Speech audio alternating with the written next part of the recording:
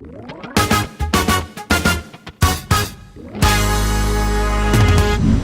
हम देखेंगे कि कौन सी चीज़ सबसे मजबूत ग्लू से चिपक सकती है, यानी हम कुछ भी जोड़ सकते हैं। अगर किसी का हाथ चिपक गया तो हम ध्यान से करेंगे, कुछ नहीं होगा।